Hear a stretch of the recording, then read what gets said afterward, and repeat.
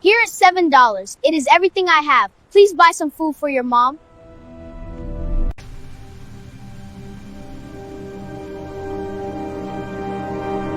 Song Hyun-jae didn't blink.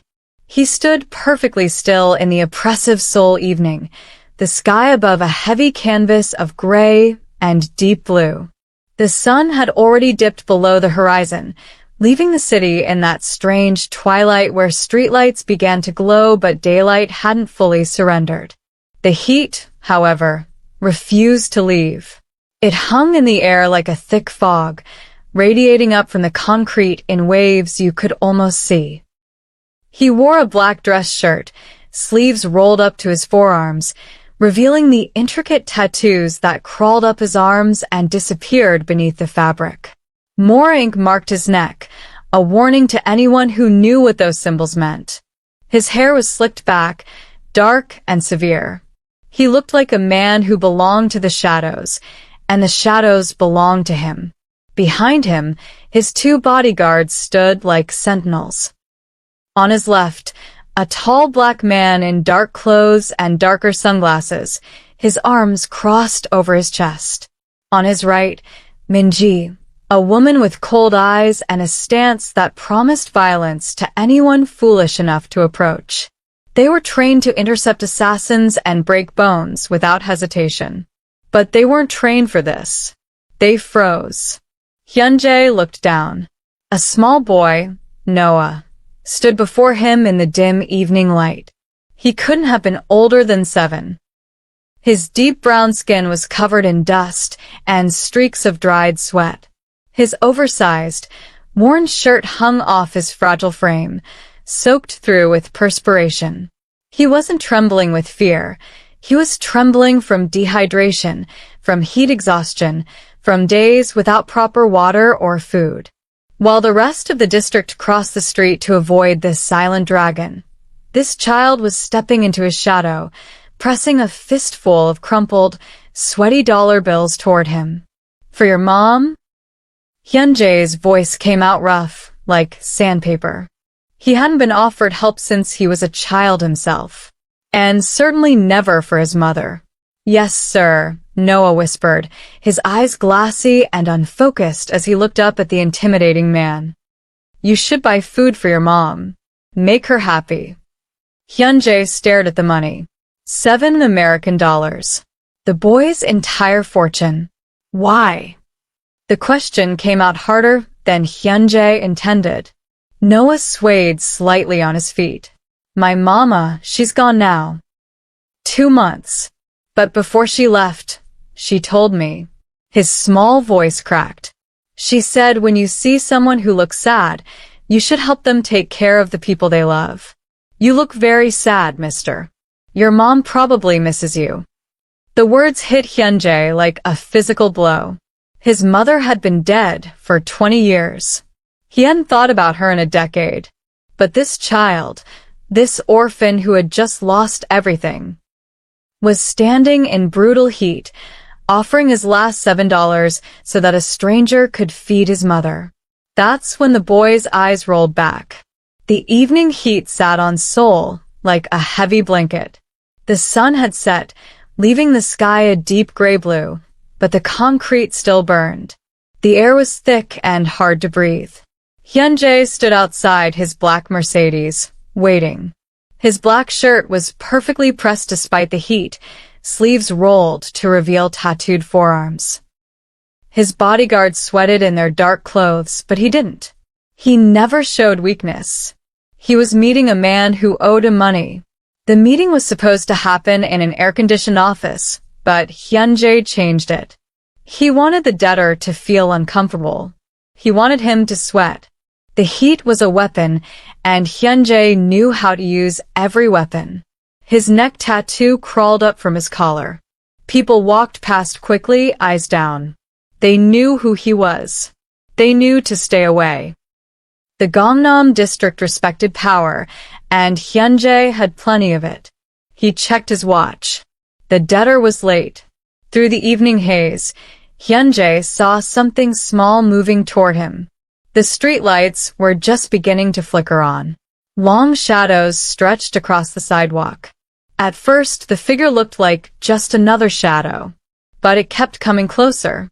It was a boy, maybe 7 years old. His skin was dark, covered in dirt and sweat. His clothes hung off his thin frame like rags on a scarecrow. He walked with slow, careful steps, like each one hurt. The boy's eyes were fixed on Hyunjae, not with fear like the adults, but with something else. Concern, maybe, or compassion. Hyunjae's bodyguard shifted, ready to move the child away. "Wait," Hyunjae said quietly. The boy stopped 3 feet away. His lips were cracked and dry. Despite the heat, he was shivering slightly. "Mister," the boy said softly. The boy held out a thin, shaking hand. In it were crumpled bills. Hyunjae could see they were American dollars. 7 of them. "Mister," the boy whispered. His voice sounded like sandpaper. "Buy some food for your mom." Hyunjae stared. In 15 years of running the streets, nobody had ever offered him money. People begged him for it. They stole it. They killed for it. But nobody gave it away. Not to him. And certainly not for his mother. "What?" Hyunjae asked, confused. The boy swayed slightly. "Your mom. You should buy her food. Make her happy." Hyunjae's mother had been dead for 20 years. But this child didn't know that. This child, who clearly had nothing, was worried about a stranger's mother. "Why would you give me money for my mother?" Hyunjae asked quietly. The boy's eyes were gentle. "Because nobody should be hungry." "Not you. Not your mom." The boy's eyes rolled back. His knees buckled. The $7 scattered on the hot concrete as he fell forward. Hyunjae moved faster than his bodyguards. He caught the child before his head hit the pavement. The boy's skin was burning up. His breathing was shallow and fast. Hyunjae could feel the bones through the thin shirt. This child weighed nothing. And yet, he had just tried to give away everything he had so a stranger could feed his mother. "Get the car," Hyunjae snapped. "Now." Minji, his female bodyguard, was already moving. She yanked open the Mercedes door. The air conditioning poured out like water from a broken dam. Hyunjae lifted the boy. He was so light. Too light. One of the bodyguards picked up the scattered dollars. "Hospital," Hyunjae ordered. "The private one on Gangna." "Boss, he's just a street kid." Hyunjae's eyes turned to ice. "Did I ask for your opinion?" The Mercedes roared through the Seoul streets like a black bullet. Minji drove with precision, weaving through traffic. Horns blared. People shouted. None of it mattered. Hyunjae held the boy in the back seat. He pressed a cold water bottle against the child's forehead. The boy didn't wake up. His breathing stayed shallow. His skin stayed hot. "Faster," Hyunjae said. "We're doing 90 in a 40 zone, boss." I said faster. They ran red lights. They drove on sidewalks. Police cars started following, but when they saw the license plate, they backed off. Hyunjae owned this city. The laws bent around him like light around a black hole. The private hospital appeared. It was all glass and steel, gleaming in the sun. Minji screeched to a stop at the emergency entrance.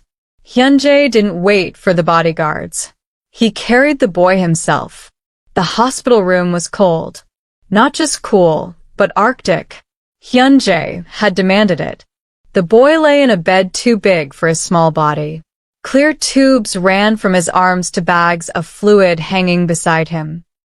The 4 dripped slowly, steadily, putting life back into him drop by drop. The air conditioning hummed softly. It was the most expensive medical suite in Seoul. Hyunjae sat in a leather chair beside the bed, watching the boy breathe. Minji stood by the door. "Boss, the debtor is still waiting. And we have the meeting with." "Cancel everything." "Everything." Hyunjae didn't look away from the boy. Did I stutter? The boy's eyes fluttered. They opened slowly, confused. He looked at the white ceiling, the beeping machines, the 4 in his arm. Then his eyes found Hyunjae. Am I dead? The boy whispered. The doctor was young but serious. He closed the chart and looked at Hyunjae with careful eyes. The child is severely malnourished. He's dehydrated to a dangerous level. Another hour in that heat, and he didn't finish. He didn't need to. How long has he been like this? Hyunjae asked. Weeks. Maybe months. His body is eating itself to survive. We found evidence of old fractures that healed wrong. Signs of repeated heat exposure. This boy has been living on the edge for a long time. Hyunjae felt something cold settle in his chest. Not anger. Not yet. Just cold. Hard understanding. Will he be okay? With proper care, yes. But he needs rest, nutrition, and to stay out of the heat. No more sun exposure. The doctor paused. May I ask how you know this child? He tried to buy my mom lunch. Noah was drinking water through a straw. His hands still shook, but color was returning to his face. Hyunjae sat beside the bed, the 7 crumpled dollars in his hand. Where did you get this money?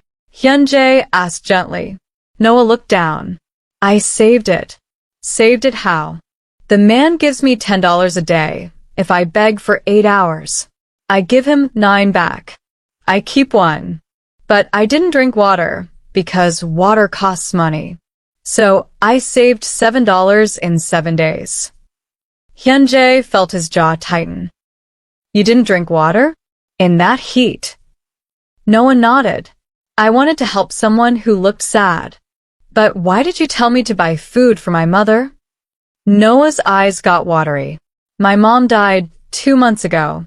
I miss her so much. I thought if you bought food for your mom, she'd be happy. And that would make you less sad. Hyunjae stood slowly. He walked to the window. Seoul stretched out below, lights beginning to twinkle in the evening darkness. His reflection in the glass looked like a stranger. His hands were shaking. He made fists to stop it. This child had lost his mother 2 months ago. He was starving, dehydrating, being worked like a slave in the brutal heat. And his first thought when he saw Hyunjae was worry about whether Hyunjae's mother had food. Hyunjae's mother had been dead for 20 years. He hadn't thought about her in 10. But this boy, who had just lost everything, still cared about mothers. Who is this man who makes you work? Hyunjae asked. His voice was too calm. It was the voice he used before violence. They call him Viper, Noah said quietly. He runs the begging ring. All the kids work for him. Minji was watching him from the doorway. She knew that look. Minji was good at her job. Within 2 hours, she had a file. Hyunjae read it in the hospital cafeteria while Noah slept upstairs. The coffee in front of him had gone cold. Viper's real name was Kim Dae-young. He ran a network of street kids across 3 districts.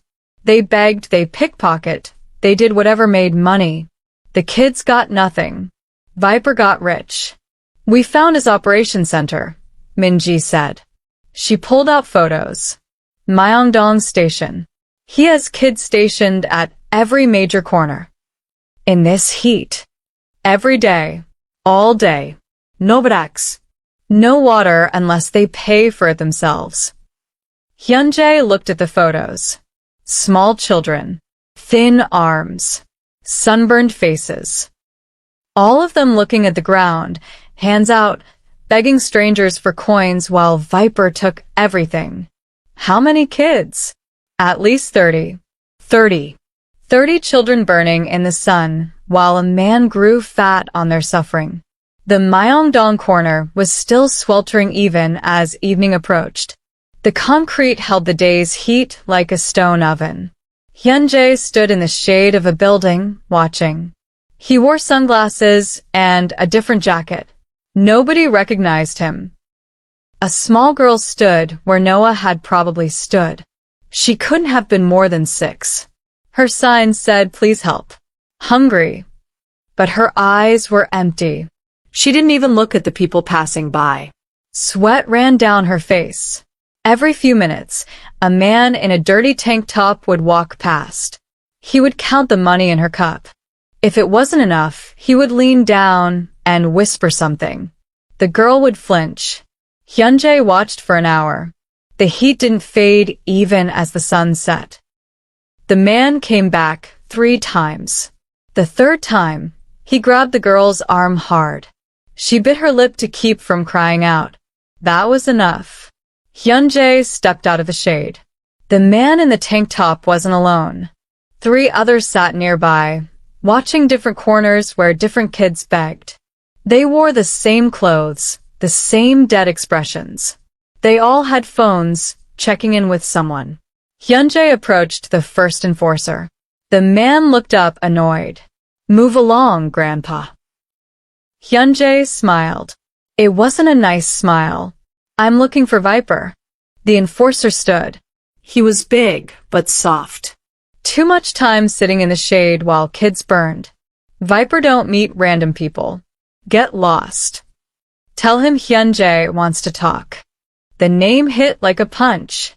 The enforcer's face went pale. He looked at Hyunjae again, really looked. He saw the neck tattoo, the cold eyes, the expensive watch. "Oh no," the enforcer whispered. The other 3 were already moving. They had heard. They knew. This wasn't some random grandpa. This was the king of Gangnam. And he looked angry. Hyunjae didn't move. He stood in the oppressive evening heat, letting it press down on him. Even though the sun was low, the temperature hadn't dropped. The city held on to the heat like a grudge. He wanted to feel it. He wanted to know what Noah had felt for 7 days. The 4 enforcers circled him. People scattered. Phones came out. Someone was probably calling the police, but it didn't matter. This would be over before they arrived. "You're making a mistake," the tank top enforcer said. His voice shook. "Viper has protection. You can't just..." "Can't what?" Hyunjae interrupted. "Can't stop 4 grown men from torturing children in this heat? Can't take back what you've stolen. We're just doing our jobs. Your job is over." The pavement under their feet radiated stored heat. Sweat ran down the enforcers' faces. Hyunjae barely blinked. He had spent years training his mind and body. Heat was nothing. Pain was nothing. The first enforcer swung. Hyunjae moved like water. The punch missed by inches. Hyunjae grabbed the man's wrist, twisted, and dropped him to the burning concrete. The man screamed as his face hit the hot ground. The second and third came together. Hyunjae ducked under one punch, blocked another. His movements were precise, controlled. He didn't want to waste energy in this heat. Every motion had purpose. He struck precisely. Palm to the solar plexus. Elbow to the jaw. Sweep to the legs. Both men went down hard. The concrete burned through their shirts. The fourth enforcer, the one in the tank top, pulled a knife. His hand shook so badly the blade wobbled. "Don't," Hyunjae warned. The man lunged anyway. Hyunjae sidestepped, caught the knife hand, and squeezed. Bones cracked. The knife clattered to the ground. The man joined his friends on the pavement, crying. It had taken 30 seconds. Hyunjae picked up the knife. It was cheap, dull, pathetic. He threw it into a nearby trash can. Then he pulled out his phone and took a photo of the 4 men on the ground. "Tell Viper I'm coming," Hyunjae said clearly. "Tell him I know about the 30 kids. Tell him about Noah. And tell him that every child working for him right now is free. If I see any of them on these corners tomorrow, I'll come back. And I won't be as gentle." He turned to the little girl who had been begging. She stared at him with wide eyes. What's your name? Hyunjae asked gently. Soo-jin, she whispered. Soo-jin, you don't work for Viper anymore. You work for me now. And my employees don't beg. They go to school. He handed her a card with Minji's number. Call this woman. She'll take care of you. Back at the hospital, Noah was awake and terrified. He had seen the news on TV. A fight in Myeongdong. 4 men hurt. People were talking about Hyunjae's name. When Hyunjae walked into the room, Noah pressed himself against the headboard. I'm sorry, Noah said quickly. His voice cracked. I'm sorry I left my corner. I know I wasn't supposed to. Please don't hurt me. I'll go back. I'll work harder. I'll stop. Hyunjae sat down slowly. You're not going back. But Viper will be angry. He'll find me. Viper will never touch you again. Noah's eyes filled with tears. You don't understand. He always finds us. When we try to run, he finds us. And then it's worse. So much worse. Hyunjae leaned forward. Noah, look at me. The boy looked up, trembling. I promise you, he will never hurt you again. Do you believe me? Noah didn't answer right away. He had probably heard promises before. Adults said things. They didn't always mean them. How do I know? Noah asked quietly. Hyunjae thought about it. Then he pulled out his wallet. Inside was a photo. It was old, faded. A young woman with kind eyes stood next to a small boy. The boy looked angry, hungry, alone. This is my mother, Hyunjae said. She died when I was young. Nobody protected me after that. Nobody kept their promises. I had to become strong because nobody else would be strong for me. Noah looked at the photo, then at Hyunjae. She looks nice. She was. She would have liked you. You remind me of something she used to say. Always think of others, even when you have nothing. Hyunjae stood. When you're better, we'll get ice cream. The expensive kind. Deal? Noah smiled for the first time. Deal. Viper's club was in Hongdae Underground. Literally. You had to go down 3 flights of stairs to reach it. The air conditioning was powerful, making it feel like winter inside while Seoul burned above. Hyunjae stood at the top of the stairs with Minji and 4 bodyguards. The club was supposed to be exclusive. Invitation only. But nobody stopped Hyunjae. The bouncer took one look and stepped aside. The music was loud. Expensive alcohol lined the walls. VIP booths filled with people who had money, but no class. In the back corner, surrounded by young women who looked bored, sat Viper. He was everything Hyunjae expected. Fat, sweaty, covered in cheap gold chains. His shirt was unbuttoned too far. He held a glass of champagne that cost more than Noah's $7 could buy in a year. When Viper saw Hyunjae approaching, his smile died. Hyunjae, Viper said. His voice was too loud, trying to sound confident. This is unexpected. Usually people call before visiting. Usually people don't torture children, Hyunjae replied. The club went quiet. The music still played, but everyone stopped talking. They all watched. Viper laughed nervously. Torture?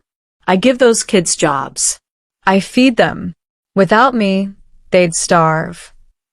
Without you, they wouldn't have to beg in the sun until they collapse. That's just business. Hyunjae pulled out his phone. He pressed a button. Somewhere above them, there was a loud clunk. Then another. The lights flickered. What did you do? Viper asked. I cut the power to your building. The lights went out. The air conditioning died. The music stopped. In the sudden silence, you could hear Viper breathing. Welcome to the heat, Hyunjae said quietly. The emergency lights kicked on, dim and red. They barely lit the room. Shadows moved everywhere. Viper's bodyguard stood up, but they couldn't see clearly. Hyunjae could. He had trained for this. Darkness was an advantage if you knew how to use it. The first bodyguard came at him. Hyunjae heard his footsteps, dodged left, and struck. The man went down. The second tried to grab him from behind. Hyunjae threw him over his shoulder into a table. Glass shattered. Minji handled 2 more. She was fast, efficient, brutal. Within seconds, only Viper's personal guards remained. The room was getting hot already. Without AC, the underground club became an oven. People started panicking, pushing toward the stairs. Viper tried to run. Hyunjae caught him by the back of his expensive shirt. "We need to talk," Hyunjae said. "About Noah. About the 30 other kids. About how you're done." But Viper wasn't stupid. He had survived on the streets by being a coward, not a fighter. He twisted out of his shirt, leaving Hyunjae holding expensive fabric. In just his undershirt, Viper ran. He knew this club. He knew the secret exits. He disappeared through a door marked "Employees Only" before Hyunjae could follow. "Boss, should we chase him?" Minji asked. Hyunjae looked around. Viper's men were unconscious or running away. The club was empty except for broken glass and overturned tables. The heat was already unbearable. "No," Hyunjae said. "Let him run. He'll make a mistake." They walked back up to street level. The sun hit them like a wall. "Minnie squinted. He'll come for Noah," she said, "to get revenge." "I know. So what do we do?" Hyunjae pulled out his phone. "We move Noah somewhere Viper can't reach. Somewhere safe." The villa was 2 hours outside Seoul, deep in the countryside. Trees surrounded it. A small stream ran nearby. The air smelled like grass and flowers, not exhaust and concrete. Noah pressed his face against the car window as they drove up. "Is this real?" he whispered. "Very real," Hyunjae said. The villa was old, but well kept. Wood floors, paper doors, a garden with vegetables growing. Minji had arranged everything in 2 hours. She was efficient like that. Inside, it was cool without air conditioning. The breeze from the mountains did the work. Noah walked through the rooms, touching everything carefully, like it might disappear. "You can stay here as long as you need," Hyunjae said. "There are books, toys, food in the kitchen, and bodyguards outside." Noah turned. "You're leaving? I have to take care of Viper." "But you'll come back?" Hyunjae knelt down to eye level. "I promise." Hyunjae stayed 3 days. He told himself it was for security reasons, to make sure the safe house was truly safe. But really, he just wanted to be away from the city. On the second day, he found an old baseball in the shed. He showed Noah how to throw it. The boy's first attempts were weak, uncoordinated, but he learned fast. "Like this?" Noah asked, winding up. "Exactly." The ball flew straight. Not far, but straight. Noah's face lit up. They played catch for an hour. Hyunjae couldn't remember the last time he had done something this simple. Just throwing a ball. No business. No violence. Just the sound of leather hitting leather and a child laughing. "You're good at this," Noah said. "I used to play before." Hyunjae trailed off. "Before what?" "Before I became someone else." Noah threw the ball back. "I like who you are now." The call came at night. Hyunjae was reading in the villa's library when his phone buzzed. It was Minji. "We have a problem," she said. Her voice was tight. Detective Park gave up the location. Detective Park. One of the cops on Hyunjae's payroll. He had seemed loyal for 5 years. Viper got to him? Offered him more than we pay. Park told Viper everything. Where Noah is. How many guards? When you're leaving. Hyunjae stood. Through the window, he could see the bodyguards patrolling. 2 outside. 1 at the gate. Not enough if Viper brought an army. How long do we have? They left Seoul an hour ago. Maybe 90 minutes until they arrive. Hyunjae looked toward Noah's room. The boy was sleeping peacefully for the first time in months.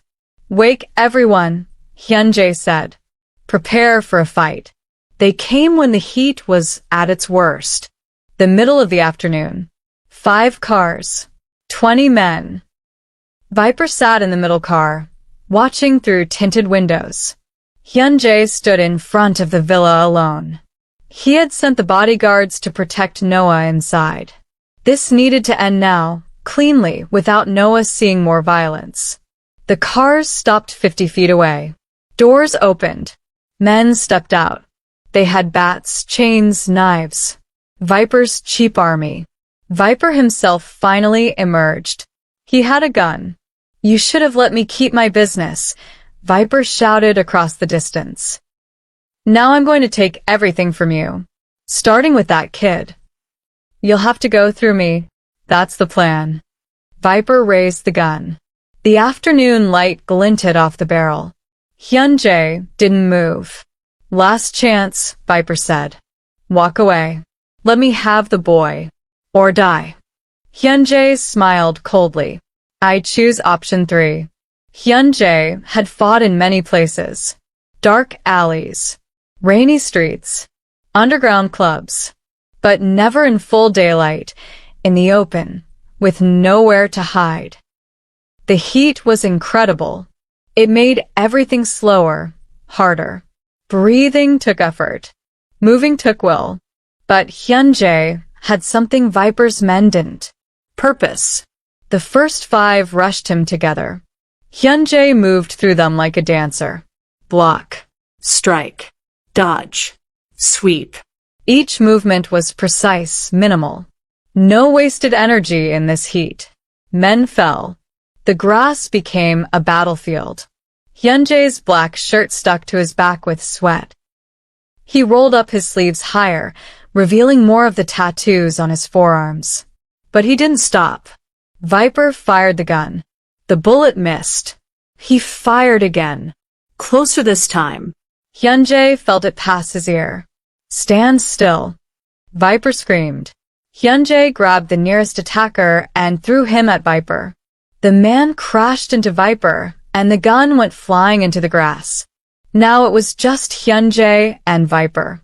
The other men were unconscious or running. The oppressive heat pressed down on both of them. Sweat soaked through their clothes. Viper pulled a knife. His hands shook. I made those kids rich. I gave them purpose. You gave them scars and nightmares, Hyunjae said. They circled each other. The grass crunched under their feet, dry from the heat. Somewhere behind them, the stream bubbled peacefully. Viper lunged. Hyunjae sidestepped. The knife whistled past. Hyunjae caught Viper's arm and twisted. The knife fell. Then it was just fists. Hyunjae was tired. His muscles screamed. The heat was winning. But he thought of Noah.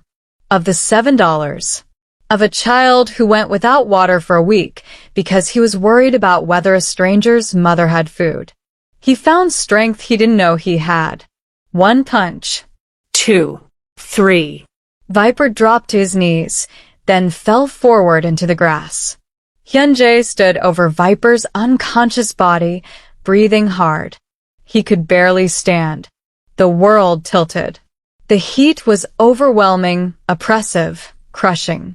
Then he heard engines. More cars approaching. His vision blurred.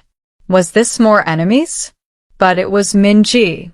She led a convoy of 5 SUVs. They screeched to a stop. Bodyguards poured out. Boss. Minji ran to him. She caught him as his legs gave out. I'm fine. Hyunjae lead. You're dehydrated. Just like Noah was. The bodyguards rounded up Viper and his men. Minji radioed ahead. The real police, not the corrupt ones, were on their way. She had brought evidence. Photos.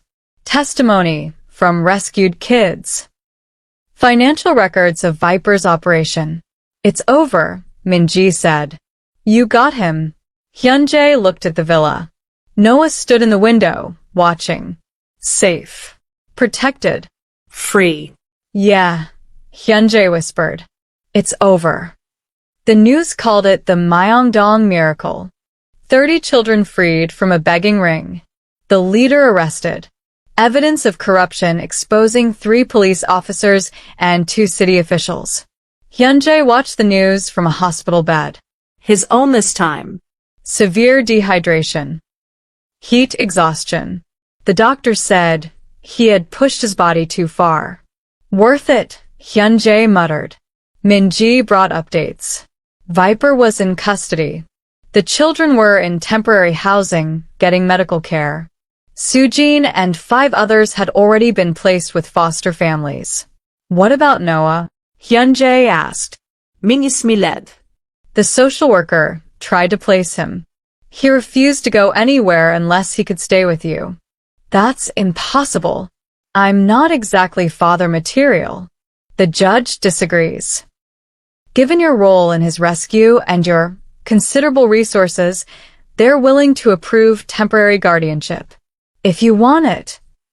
Hyunjae looked out the window. Seoul sparkled in the evening light. Somewhere in that city, a boy waited for an answer. 2 weeks later, the heat wave finally broke. Rain came, then cooler air. Seoul could breathe again. Hyunjae and Noah sat on the villa's porch. Between them was a bowl of naengmyeon cold noodles. Noah slurped his enthusiastically, sauce dripping down his chin. This is so good, Noah said. My mother used to make these, Hyunjae said quietly, on hot evenings just like the one when we met. Noah looked at the framed $7 on the wall behind them. I'm sorry your mom is gone. I'm sorry yours is too. Hyunjae paused. But you know what? You gave me something that day. You made me remember her. You made me remember that caring about others matters. Did you ever buy her food? Before she died? Not enough. I was young and stupid. I thought other things mattered more. Noah smiled. But you can't buy her food now. So instead, you buy food for me. A cool breeze blew through the trees. The sun set golden and gentle. And Hyunjae realized Noah was right. The $7 had bought more than a meal. They had bought a second chance to honor his mother's memory by protecting someone else's child. One small act of kindness broke a cycle of cruelty. One child's selfless heart reminded a hardened man who he used to be. And one choice, to protect instead of destroy, created a future where hope could finally breathe. This story isn't about power. It's about humanity. It's about how even when you have nothing, you can still give everything that matters. If this story moved you, like the video. If it made you think, leave a comment. If it inspired you, share it with someone who needs hope. And if you want more stories like this, subscribe so you never miss the next one. Thank you for watching.